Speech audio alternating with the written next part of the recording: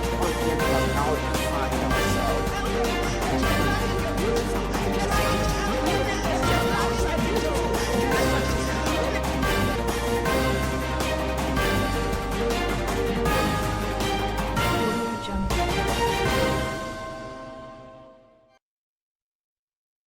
In the news, justice for rape victim as 11 men get 20 years in prison for brutally raping and kidnapping a 17-year-old in 2018. We have successfully identified, detained and blocked finances of terrorism sponsors, Nigeria's Justice Minister says. Immigration is not the answer to population surge and demographic challenges in Europe, see leaders say. Details coming up shortly.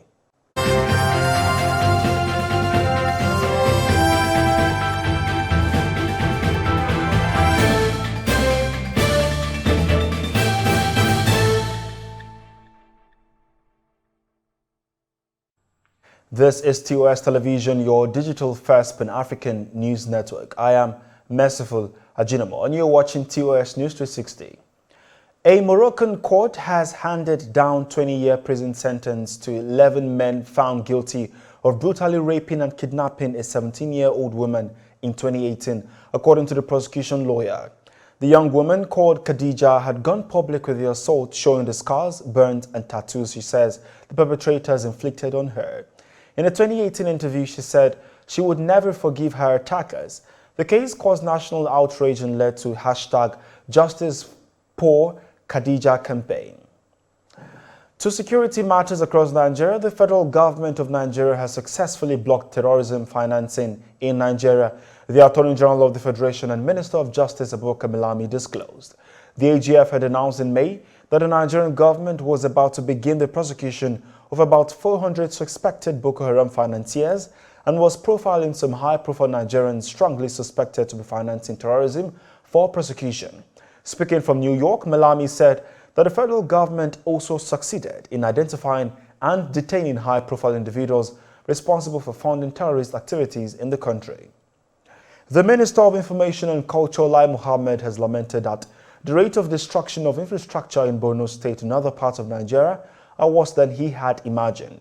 He said this at a town hall meeting in Maiduguri on Thursday. The minister said the consequences of such unpatriotic action and behavior, aside endangering the lives of fellow innocent citizens, include the toll it takes on the government's limited revenue to replace, rehabilitate or totally reconstruct such destroyed infrastructures. Nigeria's opposition party, the People's Democratic Party (PDP), has demanded the resignation of the governor of the Central Bank of Nigeria, Godwin Emefiele, over alleged mismanagement of the economy. National Publicity Secretary of the PDP, Kola Olobodinya, made a demand on behalf of the party at a media briefing in Abuja on Thursday. The PDP also demanded that the Economic and Financial Crimes Commission (EFCC) should equally investigate allegations of mismanagement in the Apex Bank and the economy. The Federal Capital Territory High Court sitting in Gudu Judicial Division, Abuja, has awarded 50 million naira damages against the police for arresting and detaining an activist of the indigenous people of Biafra, Ngozi Omeadi.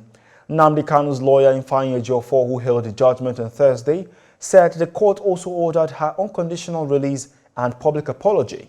Ngozi Omeadi was detained since February 2021 at the hospital in Onitsha. This is your digital first Pan-African news network, TOS Television, and you are watching TOS News 360. Stories on Nigeria plus Africa, global and business stories when we return. Stay tuned.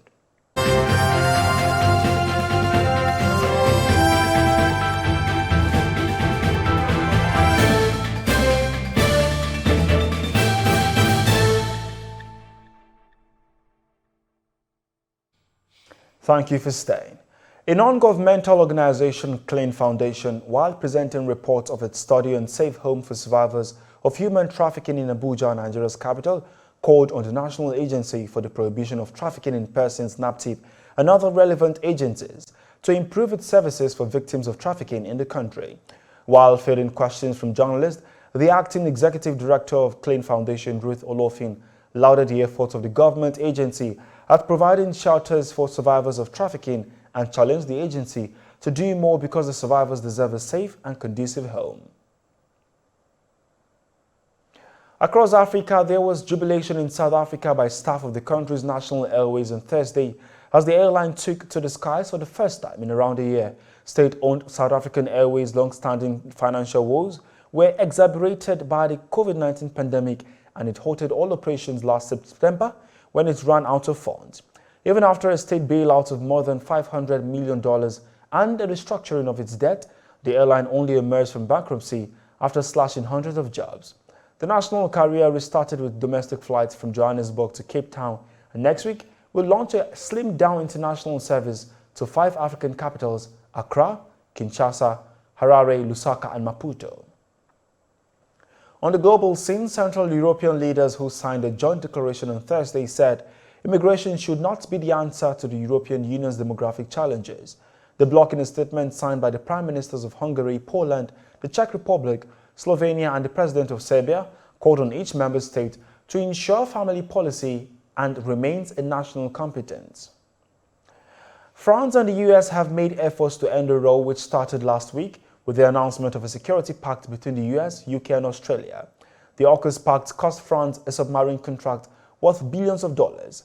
AUKUS is a security pact between Australia, the US, and UK that allows for greater sharing of intelligence and crucially gives Australia secret technology to build nuclear-powered submarines, and is widely seen as a response to counter China's influence in the contested South China Sea.